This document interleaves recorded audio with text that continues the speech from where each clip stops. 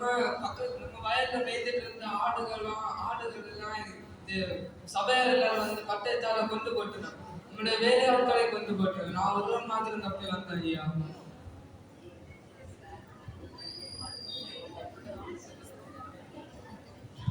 ஐயா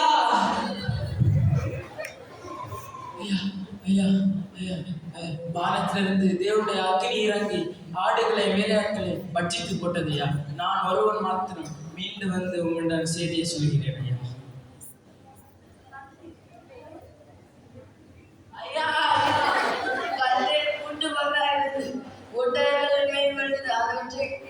எடுத்துக்கொண்டு போயிட்டாங்க. அதற்கு இந்த வேலையாட்களை கொண்டு விட்டார்கள். நான் மட்டும் தப்பு இருந்தேன் ஐயா.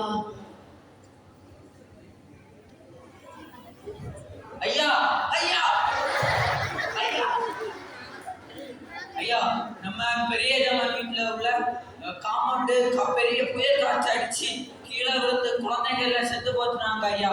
நான் ஒத்தையான பதினெட்டு தப்பி உங்கள்ட்ட ஓடி வந்தேன் ஐயா. நிர்வாணியாய் என் தாயின் வயிற்றிலிருந்து வந்து நிர்வாணியாய் திரும்பு. எல்லா மகிமையும் கர்த்தருக்கு.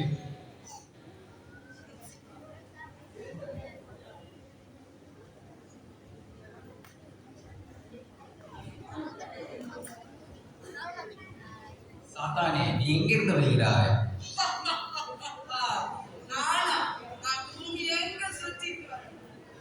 ஏன் என் தாசனாகிய யோபின் கவனத்தை வைத்து அவனுடைய எல்லாவற்றையும் எடுத்து கொண்டாலும் அவன் என் மேல் உத்தமமாக இருக்கிறான். பார்த்தாயா? நீர் உன் கையை நீட்டி அவன் எலும்பை தொடும், அவன் சதையை தொடும், அப்பொழுது அவன் உண்மை தூசித்து ஓடி விடுவான் பாரு. அப்படி என்றால் சரி, அவனை உயிரை தவிர நீ அவனை என்ன வேணாலும் செய்து கொள்.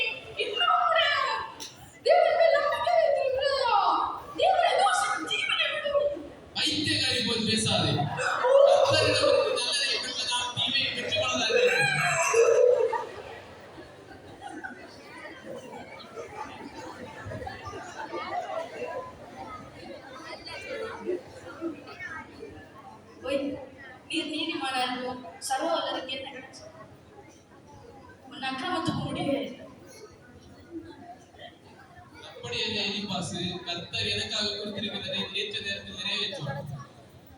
இங்க பாரு யோபு, நீ பலனா நட குறைஞ்சு போச்சு, கேடும் பக்கத்துல நிக்குது.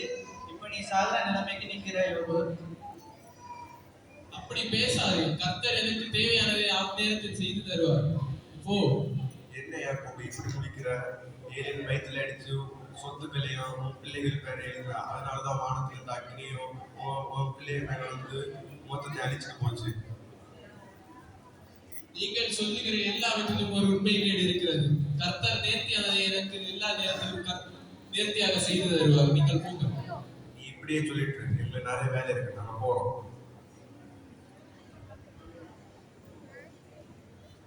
கர்த்தர் என்னுடைய பாடுகள் அனைத்தையும் சீக்கிரத்தில் வந்து சரியாக்கினார். என்னுடைய தடைகள் எல்லாம் சீக்கிரத்தில் நீங்கி போயிட்டு எல்லா மகிமையும் கர்த்தருக்கு. கர்த்தர் என்னுடைய நண்பர்கள் எனக்கு விரோதமாக பேசினவைகளை எல்லாம் நீங்கள் அவங்களுக்கு மதித்து கொடுங்க.